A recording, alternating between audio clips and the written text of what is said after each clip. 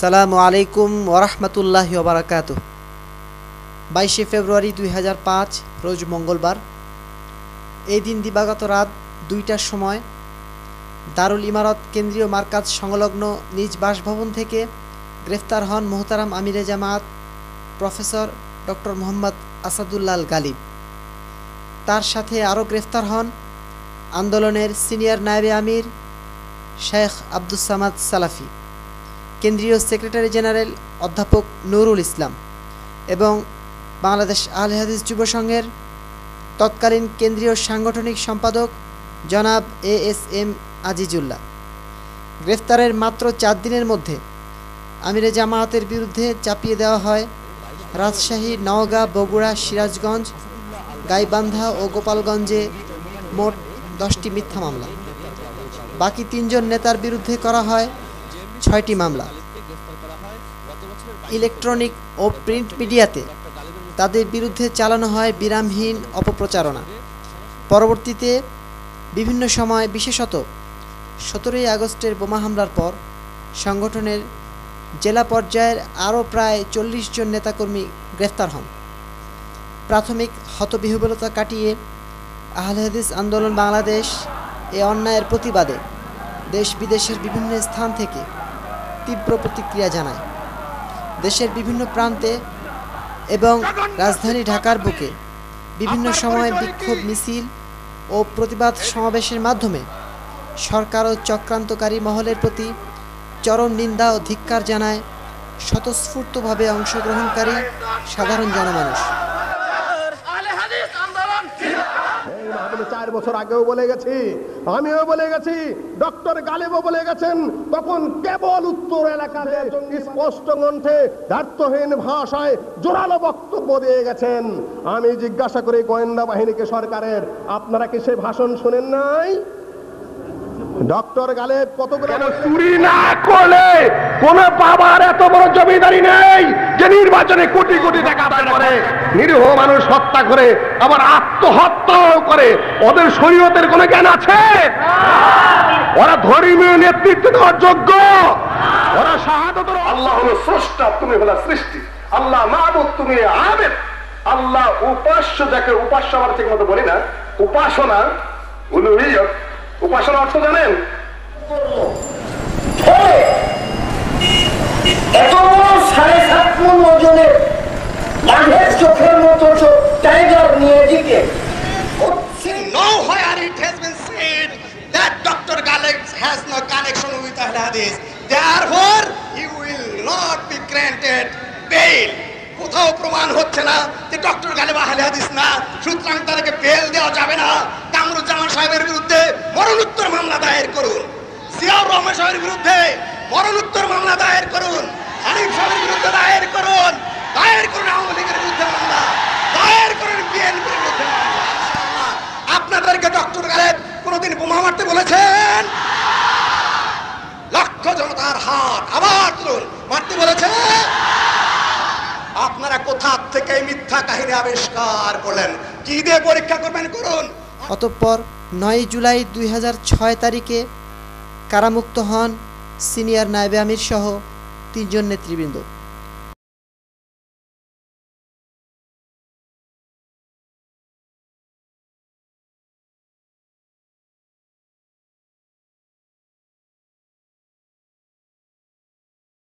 গত 29/8/2006 তারিখে, অথবা আজ থেকে 4 দিন আগে, আমিরে জামাত ডক্টর আসাদুল্লাহ গালেবের সাথে জেলখানায় সাক্ষাৎ করে আপনাদের সামনে এসেছি। তিনি আপনাদের সবাইকে সালাম জানিয়েছেন। জেলে গিয়েছি, আরো যাব, ডক্টর গালিবকে মুক্ত করে ছাড়বো ইনশাআল্লাহ। ডক্টর গালিবকে যদি ছেড়ে না দেওয়া হয় তাহলে তোমাদের মুখ আর এই জনতা দেখবে না। কার সাথে যদি বিদ্যুতের দাবিতে 22 জীবন দিতে পারে, আহলে হাদিস আন্দোলনের বিরুদ্ধে যে জুলুম শুরু হয়েছে, 3 কোটি আহলে হাদিসের লক্ষাধিক মানুষের জীবন দিতে প্রস্তুত আমরা। নামে সারা ইউরোপ আঘাত হেনেছে কত, তবু তো তোমার হিলালি নিশান ওই নাই অবনত। ওরে মুসলিম, আল্লাহর নামে দাঁড়া দেখি একবার, ফিরে নিয়ে আয় হায়দারি বাহু খালিদের তলোয়ার। কিসের ভাবনা ভাই, দুনিয়ার বুকে মুছে যাবে বলে ইসলাম আসে না। আমিরে জামাত ডক্টর আসাদুল্লাহ আল গালেব, আপনাদের আমি বিনীত অনুরোধ করে বলছি, দেশের সরকারের বা জারি ভুল বুঝাবুঝিতে যা হয়েছে হয়েছে, আপনারা অন্তর থেকে আল্লাহর দরবারে খালেসভাবে দোয়া করো। প্রতিপালক তোমার কাছে চাচ্ছে এর সুন্দর ফয়সালা। তুমি যেদিন তাকে মুক্তি বলে ঘোষণা করবে, সেদিন পৃথিবীর কোনো মানুষ তাকে আর ভিতরে রাখতে পারবে না। তোমার নবীর কথা আমি বিশ্বাস করি এইভাবে, আল্লাহুম্মা লামানিয়া লিমা আতাইতা ওয়ালা মুতি লিমা মানাতা। তুমি যদি কাউকে কিছু দিতে চাও, কেউ ঠেকাতে পারে না। তুমি যদি কাউকে দিতে না চাও কিছু, তাহলে কেউ দিতে পারে না। অন্তর থেকে তার জন্য দোয়া করি, আল্লাহ যেন আবারও তাকে এই মাঠে নিয়ে এসে কোরআন এবং সহিহ হাদিসের দুর্বার গতিতে খিদমতের সুযোগ দেন। আল্লাহ গালিব একটি ব্যক্তি মাত্র জেলে আছে, কিন্তু হাজারো লক্ষ গালিব আজকে রাজপথে নেমে গেছে। খবর নিন, প্রত্যেকটা বাড়িতে পুলিশ পাঠিয়ে যেভাবে আতঙ্কগ্রস্ত করা হয়েছে, তা বোমা হামলার চেয়ে কোনো অংশেই কম নয়।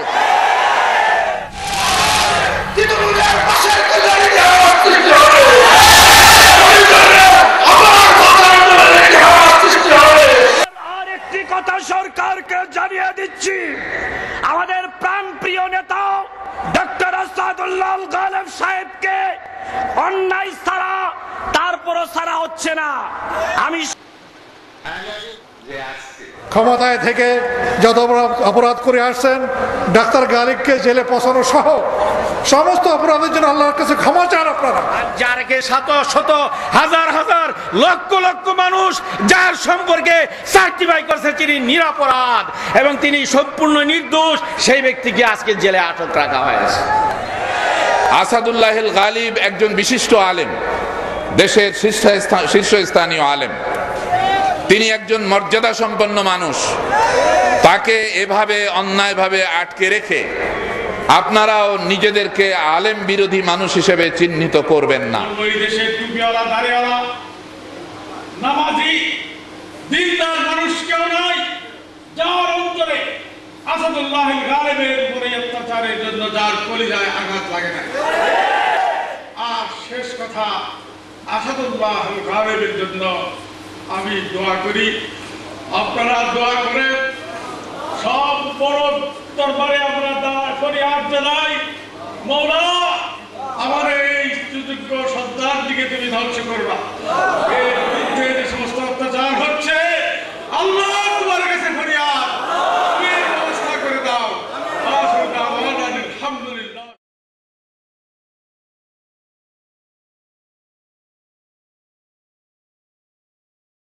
পরবর্তীতে বিভিন্ন সময় সংগঠনের নেতা কর্মীবৃন্দ একে একে সকলেই মুক্তি লাভ করেন, ফালিল্লাহিল হামদ। পরিশেষে 2008 সালের 20 মার্চ তারিখে প্রদত্ত হাইকোর্টের নির্দেশের প্রেক্ষিতে নিম্ন আদালত থেকে 25শে আগস্ট 2008 তারিখে তিনি সর্বশেষ মামলায় জামিন লাভ করেন। 28শে আগস্ট তারিখ বিকাল 5:30টায় বগুড়া জেলা কারাগার থেকে তিনি মুক্তি লাভ করেন। রাত 8:30 নাগাদ দীর্ঘ 3 বছর 6 মাস 6 দিন পর তিনি নওদাপাড়া কেন্দ্রীয় মারকাজে পদার্পণ করেন। এ সময় তার কারামুক্তি উপলক্ষে আয়োজিত শুকরিয়া সমাবেশে তিনি বক্তব্য রাখেন।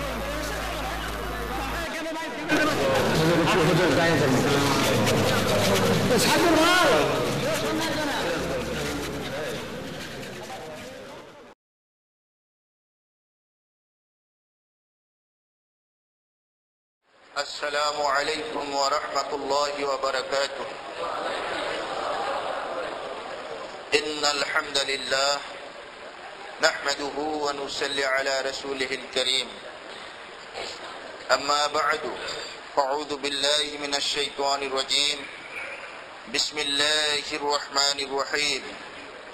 وقل جاء الحق وزهق الباطل إن الباطل كان زهوقا। আল হাদিস আন্দোলন বাংলাদেশ এর বিভিন্ন পর্যায়ের বিভিন্ন জেলা থেকে আগত কর্মী ও সুধীবৃন্দ,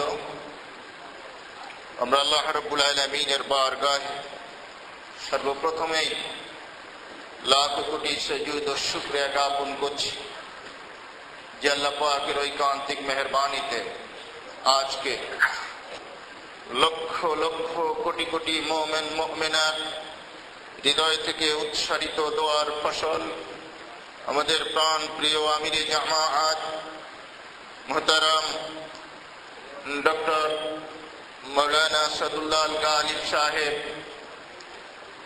আবারও তার দীর্ঘ কর্মময় জীবনের স্মৃতি বিজড়িত আল মারকাজুল ইসলামিয়া সালাফি নওদাপাড়ার প্রস্তাবিত বিশ্ববিদ্যালয় মসজিদে এসে আমাদেরকে সঙ্গে নিয়ে সালাত আদায়ের মাধ্যমে মহান আল্লাহ রাব্বুল আলামিনের কৃতজ্ঞতা স্বীকারের সুযোগ পেয়েছেন। আলহামদুলিল্লাহ। রব্বানা লাকাল হামদ হামদান কাসীরান তাইয়িবান মুবারাকান ফি। আহলে হাদিস আন্দোলনের কভু মরণ নাই, সকল পথের মরণ হলেও হকের পতন নাই, হকের পতন নাই। ঠিক না বেঠে? আহলে হাদিস আন্দোলনের কভু মরণ নাই, সকল পথের মরণ হলেও হকের পতন নাই, হকের পতন নাই। এক আল্লাহর উলুহিয়াত, এক নবীর এক ইমামত, কায়েম করতে কোরআন সুন্নাহ কোশিশ নিরন্তর। ভয় করি না বুলেট বোমা ইমানি অন্তর, এক নীতিতে আল্লাহর পথে ডাকি সর্বদাই, হকের পতন নাই। ঠিক না বেঠি? আহলে হাদিস আন্দোলনের কভু মরণ নাই, সকল পথের মরণ হলেও হকের পতন নাই, হকের পতন নাই। কত নেতা জেলে গেল, কত বন্ধু কাজ হারালো। ঠিক না ঠিক? কত নেতা জেলে গেল, কত বন্ধু কাজ হারালো, নির্যাতনে ঘর ছাড়িল হাজারো স্বজন। হাফিজুর ভাই বিলাইল অকাতরে জীবন, দারুণ ব্যথা বুকে লয়ে করে যাই লড়াই, হকের পতন নাই। আহলে হাদিস আন্দোলনের কবু মরণ নাই, সকল পথের মরণ হলেও হকের পতন নাই, হকের পতন নাই। ইমাম মালিক নির্যাতিত, আবু হানিফা নিষ্পেষিত। ইমাম মালিক নির্যাতিত, আবু হানিফা নিষ্পেষিত। বিন তাইমিয়ার হলো মরণ অন্ধকারাগারে, জেলের মধ্যে বিন হাম্বলের আঘাতে খুন ধরে। তাদের কথা স্মরণ করে শান্তি খুঁজে পায়, হকের পতন নাই। ঠিক না বেঠি? আহলে হাদিস আন্দোলনের কবু মরণ নাই, সকল পথের মরণ হলেও হকের পতন নাই, হকের পতন নাই। জুলুম তোমরা করো যত, ভীতি দেখাও অবিরত। জুলুম তোমরা করো যত, ভীতি দেখাও অবিরত। অপবাদ দেও শত শত, মনে চাই যেমন। মিথ্যা মামলা দিয়া করো মানির মানহরণ, তাআলার আদালতে জাহান্নামে ঠাই হকের পতন নাই। জোরে বলেন মারহাবা। আহলে হাদিস আন্দোলনের কভু মরণ নাই, সকল পথের মরণ হলেও হকের পতন নাই, হকের পতন নাই। আহলে হাদিস আন্দোলনের কবু মরণ নাই, সকল পথের মরণ হলেও হকের পতন নাই, হকের পতন নাই। আসসালামু আলাইকুম।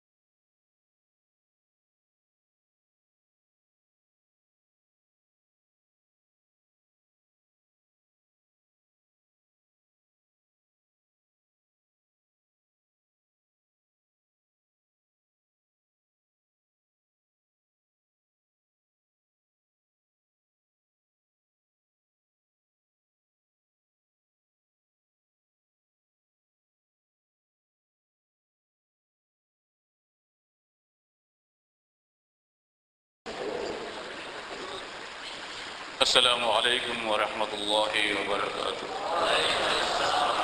إن الحمد لله نحمده ونستعينه ونستغفره ونؤمن به ونتوكل عليه ونعوذ بالله من شرور أنفسنا ومن سيئات أعمالنا.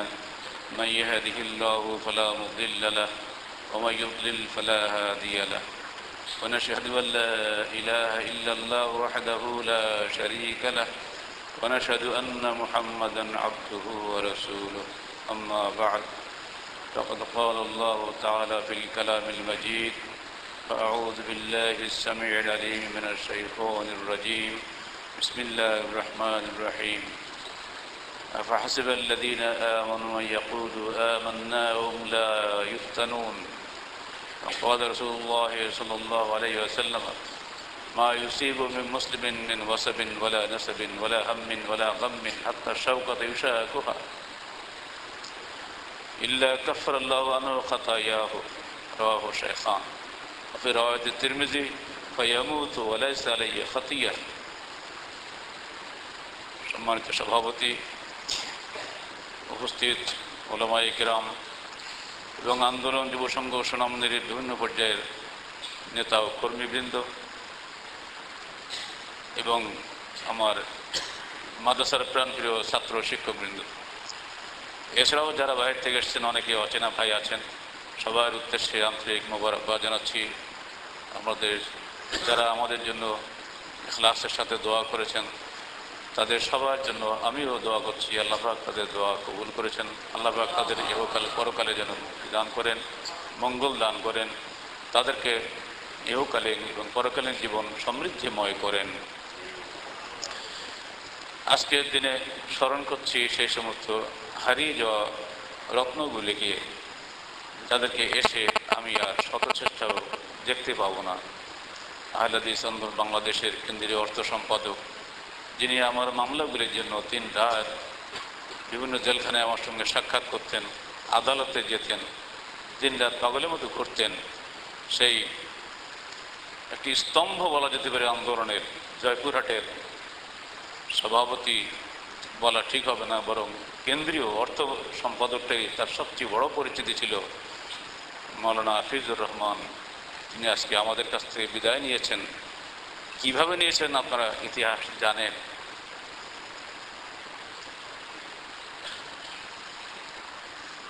বগুড়া কারাগারে যেদিন সাক্ষাৎ করে এলেন, সেখান থেকে সাক্ষাৎ করে আসার সম্ভবত 1 মাসের মধ্যে উনি মৃত্যুবরণ করলেন। আমি গাইবান্ধা কারাগারে গিয়ে পত্রিকা দেখে হতবাক হয়ে গেলাম। জীবনে এত বড় ব্যথা কারাগার জীবনে গিয়ে সম্ভবত আমি পাইনি। এরপরে একে একে দেউটি নিপতে লাগলো। খুলনা জেলা সভাপতি ভাই ইসরাফিল, যিনি আমাকে বগুড়া জেলখানা দেখতে গিয়েছিলেন, তার সে হাসি মুখ আর ফিরে পায়নি, চিরদিনের মতো হারিয়ে গেল। সাতক্ষীরা ইমদাদুল হক সাহেব, যিনি সাতক্ষীরা আন্দোলনে বিশেষ করে আর মার্কাজ ইসলামী দারুল হাদিস আহমদিয়া সালাফিয়া মাদ্রাসার পরিচালনায় প্রতিষ্ঠায় ব্যবস্থাপনায় সকল ব্যাপারে যার অকৃপণ সহযোগিতা আমি পেয়েছি এবং আমাদের সাতক্ষীরা জেলা আন্দোলন তাকে অস্বীকার করার সুযোগ পাবে না। শুনলাম সেই ব্যক্তিও একদিন হারিয়ে গেছেন। যশোর জেলা সাধারণ সম্পাদক আলতাফ হোসেন, যিনি খুব সম্প্রতি আমাদের সংগঠনে এসেছিলেন এবং তার খলুসিয়াত নিঃসন্দেহে স্বীকার করতে হবে। তার সাহসী কর্মতৎপরতার কারণেই আতাউল হক আমাদেরকে কেশবপুরের মতো জায়গায়, যেখানে আমাদেরকে অত্যন্ত কঠিন বিরোধের মোকাবেলা করে সম্মেলন করতে হয়েছিল, বলা যেতে পারে তিনি ছিলেন তার প্রাণ পুরুষ। তিনিও চলে গেলেন আমাদের কাছ থেকে। যে নওদাবাদে বসে আছি অ্যাডভোকেট মুফিজ ভাই, যিনি নওগাঁ কারাগারে তার গাছের একটা আম নিয়ে আমাকে দিয়ে এসেছিলেন, এসে কিন্তু তাকে আর দেখতে পাচ্ছি না। তিনিও চলে গেছেন ভূপৃষ্ঠ থেকে, ভূগর্ভে চিরদিনের মতো, আর তাকে ফিরে পাওয়া যাবে না। এমনি করে আমাদের সাতক্ষীরা জেলা আহলেদ যুব সংঘের সভাপতি আলতাফ হোসেনের পিতা ডাক্তার রায়হান উদ্দিন, সংগঠন করার বহু পূর্ব থেকে, ছোটবেলা থেকে তার সঙ্গে আমার পরিচয়। তখন আলতাফরা জন্মগ্রহণই করেনি, তখন থেকেই তিনি আমার বন্ধু। শুনলাম একটু আগেই সাতক্ষীরা জেলার সভাপতির মুখে ক্যান্সারের কঠিন কষ্টের মধ্যে মৃত্যুর আগ মুহূর্ত পর্যন্ত বলেছে, হ্যাঁ আমি যদি আমির জামাতের মুক্তির সংবাদটা পেয়ে মরতে পারতাম তাহলে আমি সুখে মরতে পারতাম। কি মহব্বত তাদের মধ্যে ছিল। এমনি করে নাম না জানা অসংখ্য মানুষের ভালোবাসা সিক্ত ধোয়া আল্লাহ পাকের দরবারে কবুল হয়েছে, যার কারণেই আমরা আজকে মুক্ত মানুষ হিসেবে আপনার সামনে এসে দাঁড়াতে পেরেছি। এর মধ্যে আমাদের কোনো ক্রেডিট নাই, এখানে আমাদের কোনো ক্ষমতা বা শক্তি বা বড়াই বা অহংকার কিচ্ছু নেই।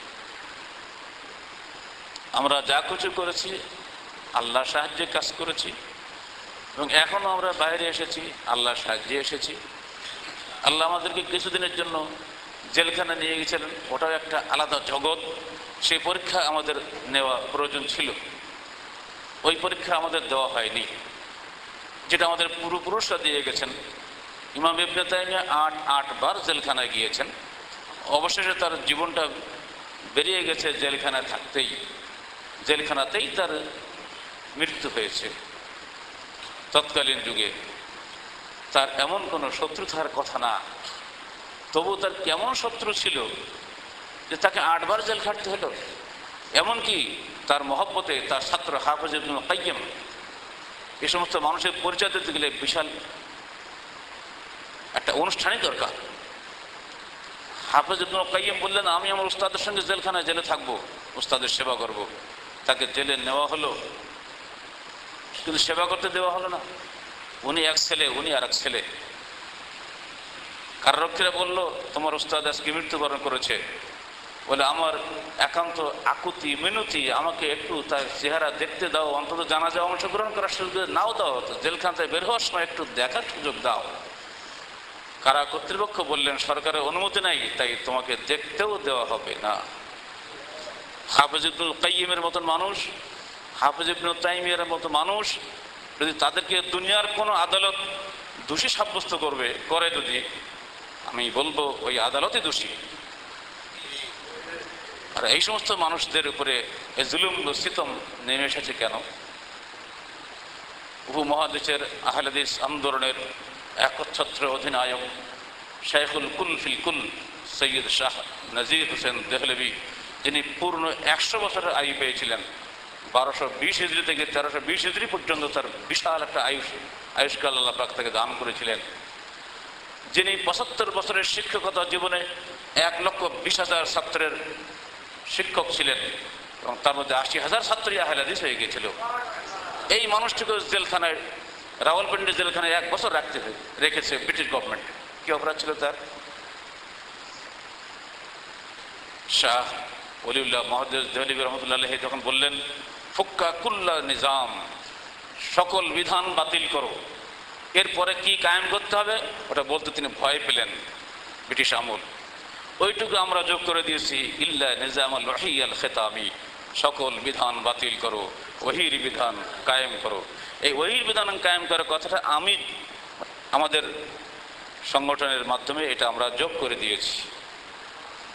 উনি কিন্তু প্রথম অংশ বলে গেছেন শাহ ওলিউল্লাহ সকল বিধান বাতিল করো, বাকিটা আমরা যোগ করলাম ওহির বিধান কায়েম করো। যদি ওইটুকু বলার জন্য ওনাকে মার খেতে হয়, 200 গুন্ডা লাগানো হয়েছে ওনাকে মারার জন্য। দিল্লির জায় মসজিদ থেকে বের হচ্ছেন উনি, মুসল্লিরা সব ভয়ে পালিয়ে চলে গেছে, কারণ 200 তরবারি উঁচা হলে সে মানুষ থাকে নাকি। শাহ ওলিউল্লাহ দেহলভী বলছে, আল্লাহ তোমার দিনের স্বার্থে আমি হক কথা বলেছি, নিজে জাহির করতেই পারি না, কিন্তু হুজ্জতুল্লাহ বালেগায় লিখেছি, তুমি আমাকে সাহায্য করো।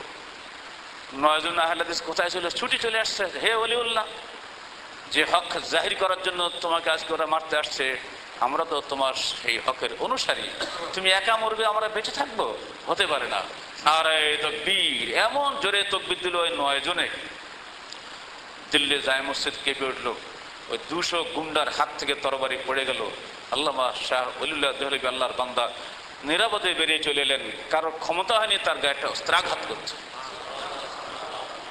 এই জীবন তো আমাদের সামনে, সরকারের দয়া নিয়ে, বিদেশের অর্থ নিয়ে, কোনো বড় লোকের সাপোর্ট নিয়ে, কোনো ক্যাডারবাজি, চাঁদাবাজি, টেন্ডারবাজি করে আহলে হাদিস আন্দোলন পৃথিবীতে আসে নাই। একমাত্র শক্তি ঈমানী শক্তি, একমাত্র রক্ষাকারী আল্লাহ রাব্বুল আলামিন। আলাইসা আল্লাহু বিকাফিন আবদাহু, আল্লাহ আপনাকে আমাকে জিজ্ঞেস করছেন, আল্লাহ কি তোমার জন্য যথেষ্ট নয়? জবাব দেন আপনারা। আল্লাহর প্রশ্ন আবার, আলাইসা আল্লাহু বিকাফিন আবদাহু, তার বান্দার জন্য কি আল্লাহ একাই যথেষ্ট নয়? আপনারা কি বলবেন? আল্লাহই যথেষ্ট। আন্দোলন যখন আমরা শুরু করেছি তখন একা ছিলাম, এখন তো আপনারা মাশাআল্লাহ বহু মানুষ এসেছেন।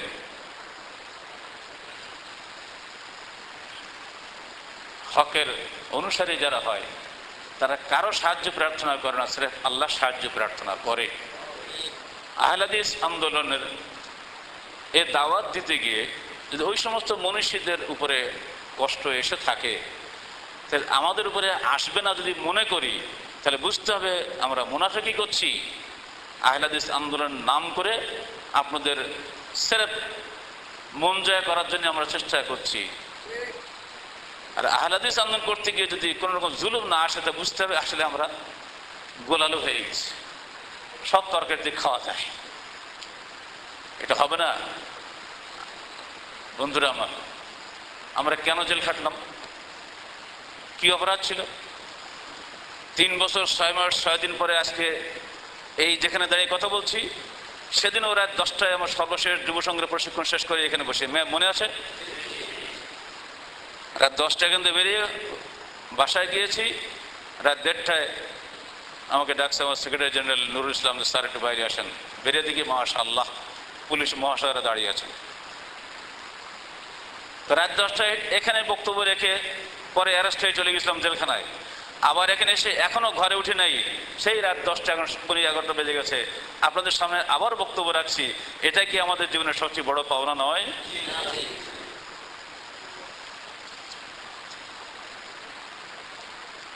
কি ছিল সে কারণ?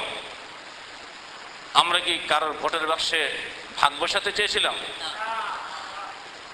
আমরা কি কারোর কোনো ক্ষতি করেছিলাম? আমরা কি আপনাদের কাউকে কোনোদিন কাউকে মারো ধরো ইত্যাদি বলে কোনোদিন কোনো রকম উৎসাহ দিয়েছিলাম? আল্লাহর ঘরে সাক্ষী দেন, আল্লাহ সাক্ষী থাকবে, মানুষের সাক্ষী দরকার নাই। আপনারা আল্লাহর ওয়াস্তে অন্তর থেকে বলুন, আমির জামাত হিসাবে, নায়েব আমির হিসাবে, সেক্রেটারি হিসাবে, সাংগঠনিক সম্পাদক হিসাবে, যুব সংঘের সভাপতি হিসাবে, সোনামণি পরিচালক হিসাবে কোনো ব্যক্তি কোনোদিন ঘূর্ণাক্ষর ইশারা ইঙ্গিতে কোনোভাবে কি আপনাদেরকে কোনো রকম চরমপন্থা অবলম্বনের জন্য নির্দেশ বা ইঙ্গিত দিয়েছিল? কেন আমাদের উপরে এই দোষ চাপানো হলো? কিছুই চিন্তা করবেন না। বুদুর পিণ্ডে বুদুর ঘাড়ে বলে একটা কথা আছে না, এখানে ওইটাই কাজ হয়েছে। মাকারু মাকার আল্লাহ আল্লাহু খায়রুল মাকিরিন। আল্লাহ বলছেন ওরা কৌশল করে, আমিও কৌশল করি, আল্লাহ সর্বশ্রেষ্ঠ কৌশলী। অথবা আল্লাহর কৌশলের কাছে মানুষের কৌশল কোনোদিন কাজে লাগবে না। ইন্না কায়দা শায়তানি কানা দাঈফা, শয়তানের কৌশল সর্বদা যঈফ, দুর্বল। আল্লাহই বলছে। তা আপনারা বা আমরা কেন ভয় পাবো? বরং আমরা মনে করি আল্লাহ পাকের এই কথাই সত্য। আফাহাসিবাল্লাযীনা আমানু আইয়াকুলু আমান্না ওয়া হুম লা ইফতানুন, ঈমানদাররা কি মনে করেছে যে আমরা মুখে খালি বলবো ঈমান এনেছি আর তাতেই তারা জান্নাতে চলে যাবে, অথচ তাদের কোনো ফিতনা ফাসাদ বা পরীক্ষার মধ্যে নিক্ষিপ্ত হতে হবে না? এটা কি তারা মনে করেছে? বোঝা গেল পরীক্ষা আমাদের দিতে হবে, তবেই তো রেজাল্ট আসবে নাকি? বিনা পরীক্ষা যারা রেজাল্ট কামনা করে তারা তো আসলে ছাত্রই নয়। নবীদের তরিকায় চলবো আর নবীদের মতো দুঃখ বেদনা কি আমাদের আসবে না? রসুল তো বলেই গেলেন। তাকে একজন জিজ্ঞেস করা হলো, এই রসুল দুনিয়া সবচেয়ে কষ্ট পায় কারা? তিনি বললেন আসাদুন্নাসে ফিদ দুনিয়া, আসাদুন্নাসে বালাআন ফিদ দুনিয়া আল আম্বিয়া সুম্মা সালেহুন সুম্মাল আমসালু ফাল আমসালু। দুনিয়াতে সবচেয়ে বেশি বালা মুসিবতের অধিকারী হলো নবীগণ, অতঃপর নেককার বান্দাগণ, অতঃপর যে যত বেশি নেককার সে তত বেশি কষ্ট ভোগ করবে। তো নেককার আপনার হয়ে না সব বদকার হয়ে যান নাকি? তাই কি হবেন? নেককার হবেন তো বিপদে পড়তে হবে। এক রাত্রি চাঁদাবাজি করে লাখ টাকা পাবেন। কেন কষ্ট করে মাঠে ধান চাষ করবেন? কেন চাকরি বাড়ি করবেন? কেন হালাল পথে যাবেন? হারাম পথে গেলে দ্রুত বড়লোক হওয়া যায়, তাই না? নেককার মানুষ তো কষ্ট করে বড়লোক হবে না, কষ্ট করে দুনিয়া চলবে, কিন্তু সে সহজ পথে বড়লোক হওয়ার চেষ্টা করবে না। এটা তো নেককারদের লক্ষণ। রসুল একদিন বলছেন, আমি যে চাইতাম ওহদ পাহাড়টা সম্পূর্ণ আমার জন্য সোনা হয়ে যেত, কিন্তু আমি তা চাই না, আমি মিসকিনদের সঙ্গে থাকতে চাই। আজকে পৃথিবীতে যত অশান্তির মূল কারণই হচ্ছে দুনিয়া। দুনিয়া মানুষ দুনিয়ার জন্য পাগল হয়ে গেছে, খালি চাই, দাও আরো দাও, আরো দাও, আরো চাই, আরো চাই। আমাদের সাবেক অর্থমন্ত্রী ASM কিবরিয়া অ্যারেস্ট হওয়ার শুধু এই জেলখানায় বসেই পত্রিকা পড়লাম, তিনি সিলেটে গিয়ে বলছেন, আমি তোমাদের জন্য এত কিছু করলাম, এতেও তোমাদের পেট ভরে নেই। তোমাদেরকে যদি দিল্লির কোহিনুর মুক্তাও যদি এনে দেই তাতেও বোধহয় তোমাদের পেট ভরবে না। মানে ওনাকে সিলেটে অবাঞ্ছিত ঘোষণা করেছে, চিন্তা করতে পারেন? সিলেটকে এত কিছু দিয়েও তিনি তাদের কাছে তার অন্তর পান নাই।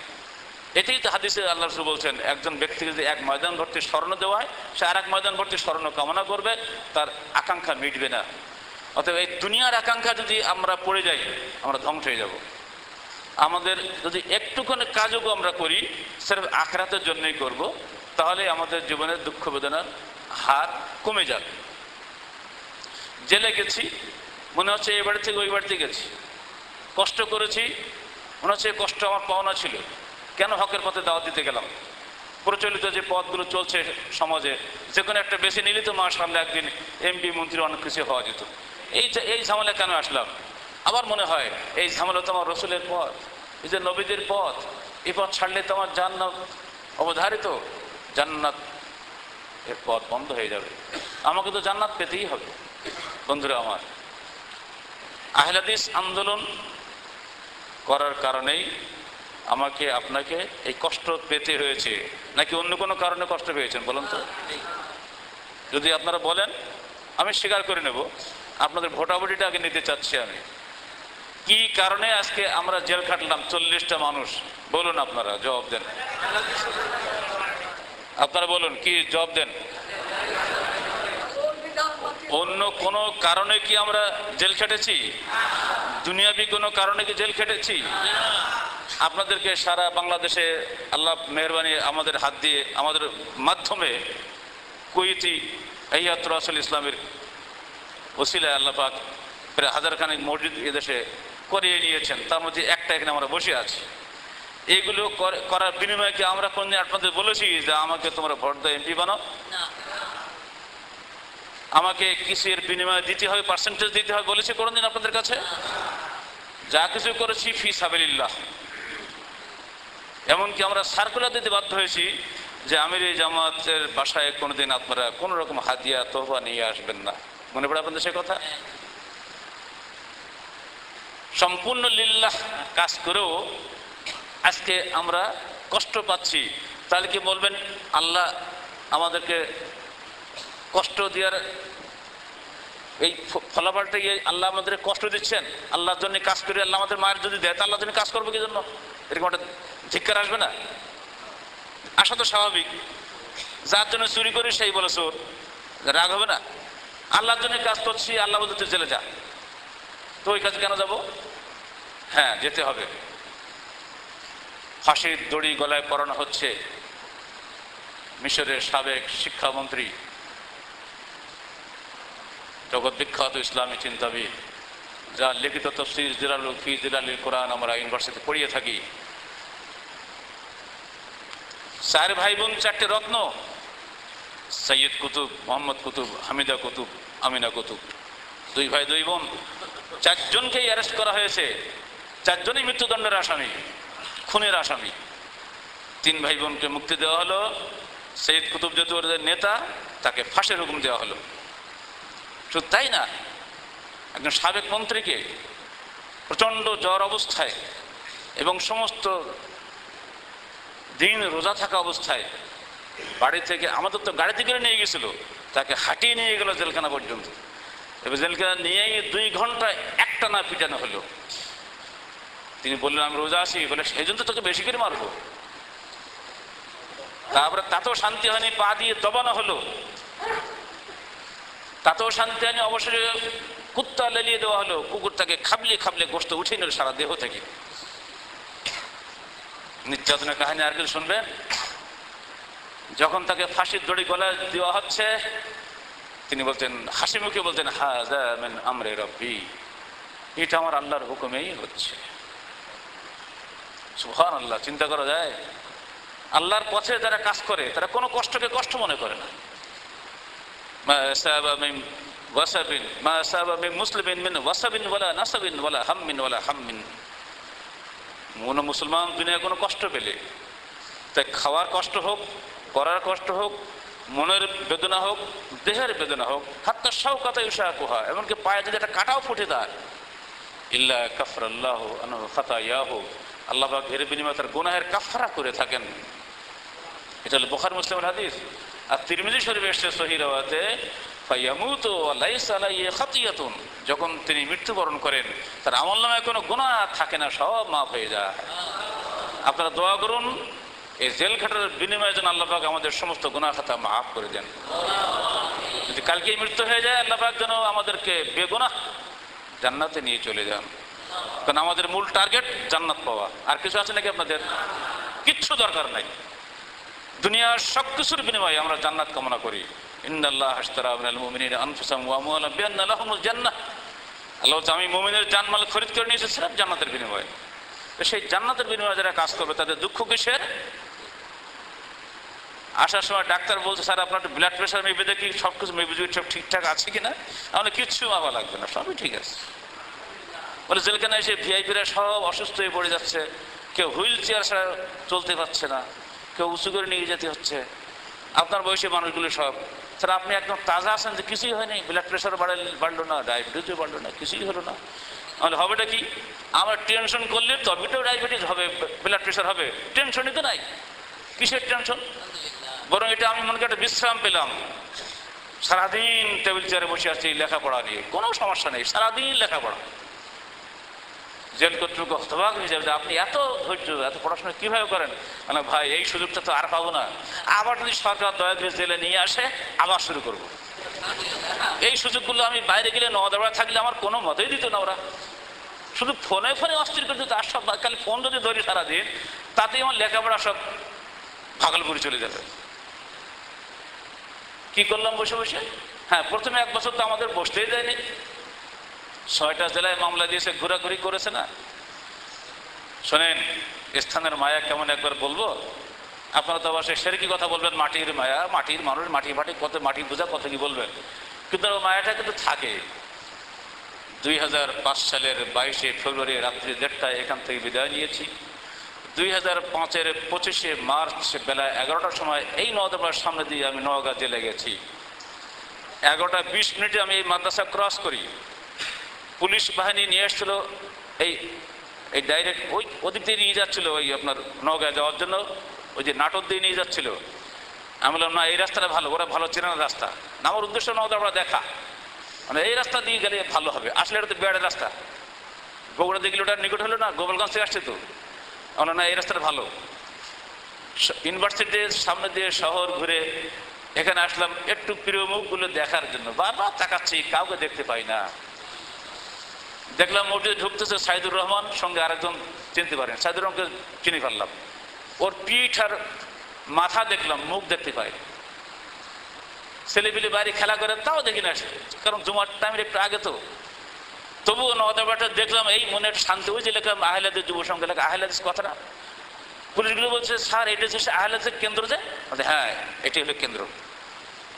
ওদের মুখ দিয়ে কথাটা বেরিয়ে গেল, শুনতেও ভালো লাগলো।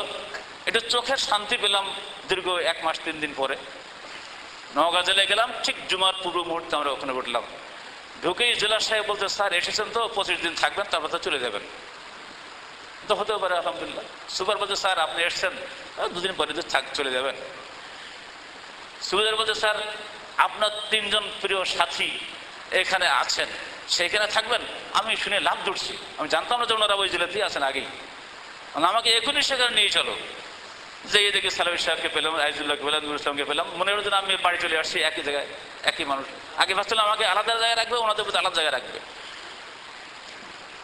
নওদাপাড়ার সেদিন যে কত ভালো লেগেছিল, মাত্র 1 মাসের বিরতিতে। 22 তারিখ গেছি, 25 তারিখ ফিরেছি, 1 মাস 3 দিন। সেদিন বুঝছিলাম নওদাপাড়া কত মজাদার জায়গা। কারণ এই ফুলের বাগান আমরাই লাগিয়েছি, এই ফুলের বাগানে ফুল ফুটেছে, অথচ মালি থাকবে না। তার কি মায়া হবে না? এ মায়া তো থাকবেই। আপনারা যতই আমাকে গালিগালাজ করেন, এ মায়া আপনার বুকতে ছিনিয়ে নিতে পারবেন না। এই মাটি, এই মাদ্রাসা, এই ছাত্র, এই শিক্ষক, প্রত্যেকটা মানুষের চেহারা টেলিভিশনে পর্দার মতো মনে মধ্যে বারবার ভেসে উঠছে, হায় রে নওদাপাড়া। এইখানে যে আবার আল্লাহ ফিরিয়ে এনেছেন, ঠিক সেইভাবে সসম্মানে, এটা কি আজকে বড় শুকরিয়া নয়? আবারও বলুন অন্তর থেকে আলহামদুলিল্লাহ। বন্ধুরা আমার, আহলাদিস আন্দোলন করলে বিপদ আসবে। হাদিসটা শুনলেন না? হাদিসের লাস্টে কি বলা হলো? ফায়ামুতু আলাইসা আলাইহি খাতিয়াতুন। যখন তোমরা মরবে, তোমাদের আমলনামায় কোনো গুনাহ থাকবে না। আপনারা কি আমলনামায় গুনাহ ভর্তি করে কবরে যেতে চান, না গুনাহ বাদ দিয়ে করে কবরে যেতে চান? গুনাহ খাতা মাফ করে আমরা কবরে যাব, এই আকাঙ্ক্ষা কি আপনাদের নাই? যদি থাকে তাহলে ভীত হবেন না, চিন্তান্বিত হবেন না। আল্লাহর পথে, আল্লাহর বান্দা, আল্লাহর উপরে ভরসা করে এগিয়ে যাওয়ার শপথ নিন। আল্লাহ যেন আমাদেরকে কবুল করেন। আমি এখানেই শেষ করছি। সুযোগ হলে আল্লাহ পাক আবার হয়তো কালকে দেখা করাবেন আপনাদের সাথে। বাদ বাকি প্রোগ্রাম সংগঠন থেকে ওনারা দিবেন, সে প্রোগ্রাম অনুযায়ী আমি চলবো। কারণ আপনি বুঝতেই পারছেন, 3.5 বছরের বিরতিতে আমি এখন কোথাও নেই বলতে পারেন। যারা ফিল্ডে ছিলেন তারা এই প্রোগ্রাম তৈরি করবেন, সেইভাবে আপনাদের কাছে যদি সুযোগ পাই যাব। যদি মনে করেন যে আমি যেতে পারছি না, তাহলে বুঝবেন কোনো বাধা আছে। তবে আপনারা যে প্রাণ খোলা দোয়া করেছেন, নিশ্চয়ই সে দোয়া আল্লাহ পাক কবুল করেছেন, এবং সেই দোয়া যেন অব্যাহত থাকে। আমি আপনাদের অন্তরের মণিকোঠায় থাকতে চাই, হাতের মুঠোর মধ্যে নয়। আপনারা অন্তরের মধ্যে কি একটু আমাদের জায়গা দিবেন না? অন্তর থেকে ফেলে দেবেন আমাদেরকে? আমাদের কারণে আপনাদের জেল খাটতে হয়েছে, আপনারা কি আমাদের অভিশাপ দিবেন? যদি আন্দোলনের দাওয়াত না দিতাম আমরা, তাহলে আজকে এই আমি বাদে আরো 39 জন লোক যে জেল খাটলো, তাদের জেল খাটা লাগতো না? আরো বহু লোক জেল খাটার মুখোমুখি বসে আছে। কত লোককে কতভাবে বিদায় দিয়ে কষ্ট হচ্ছে। তো জেল খাটা লোকগুলো তো আমরা জেলে ছিলাম। আমাদের জন্য যারা দিন রাত পরিশ্রম করেছেন বিভিন্ন আদালতে, মামলা মোকদ্দমায়, তারা কি বহুগুণ বেশি কষ্ট করেন নাই? আপনারা কি অর্থ দিয়ে, সময় দিয়ে, সম্পদ দিয়ে আমাদের জন্য চেষ্টা করেন নাই? তাহলে আমাদের চেয়ে কষ্ট কি আপনাদের বেশি হয় নাই? এই কষ্টগুলো কেন দিতে হয়েছে? এগুলোর জন্য মূলত বলতে পারেন দায়ীর আল্লাহ হিসাবে আমরাই দায়ী। কিন্তু এই দায়ী হওয়ার কারণে আপনারা কি আমাদেরকে অভিশাপ দিবেন না দোয়া করবেন? বাংলার মাটিতে সকলেই চলেছে তাদের নিজস্ব পথে, নিজেদের নেতা নেত্রীদের দেখানো পথে, তাদের আদর্শ বাস্তবায়নের পথে। আহলে হাদিস আন্দোলন চলেছে আরবের মুরিদুল মহানবী মুহাম্মদ রাসূলুল্লাহ সাল্লাল্লাহু আলাইহি সাল্লামের রেখে যাওয়া আমানত পবিত্র কোরআন ও সহিহ হাদিসের বাস্তবায়নের পথে। আমরা চলেছি আল হেরা ও আল মদিনার পথে, বন্ধুরা চলেছেন বঙ্গভবনের পথে। পার্থক্য হবে না? এই পথে যাওয়ার জন্য যাদের অন্তর কাঁদে আমি তাদের সবাইকে আহ্বান জানাচ্ছি, পবিত্র কোরআন ও সহিহ হাদিসে ব্যতীত অন্য কিছুই নাই পৃথিবীতে যা আপনাকে জান্নাতে নিয়ে যেতে পারে। এই দুটি বস্তুকে আঁকড়ে ধরতে হবে যে কোনো মূল্যে। রসুলের জীবনের সর্বশেষ ভাষণ বিদায় হজের তিনটা ভাষণ উনি দিয়েছিলেন বিদায় হজে। দ্বিতীয় ভাষণ যেটা দিয়েছিলেন আইয়ামে তাশরিকের তৃতীয় দিনে, অর্থাৎ 11ই যুলহিজ্জার তারিখে, সেখানে তিনি বলেছিলেন তারাকতু ফীকুম আমরাইন লাম তাদিল্লু মা মাসসাকতুম বিহিমা কিতাবাল্লাহি ওয়া সুন্নাত নবিয়্যিহি রাওয়াহু ফিল মুওয়াত্তা। আমি চলে যাচ্ছি দুনিয়া ছেড়ে, রেখে যাচ্ছি তোমাদের কাছে দুটি বস্তু, যতদিন তোমরা সেদিন বস্তুকে কঠিনভাবে আঁকড়ে থাকবে ততদিন তোমরা পথভ্রষ্ট হবে না, আল্লাহর কিতাব ও তার নবীর সুন্নাহ। সেই কোরআন ও সুন্নাহর পথেই মানবতার মুক্তি নিহিত আছে। এর বাইরে মানুষ যতই জ্ঞানীগুণী কাজ দেখ না কেন শান্তি কোথাও পাবে না। সব জায়গায় বসে আছে শয়তান। সাবধান, ওদিকে ডানে ভাবে যাওয়া যাবে না।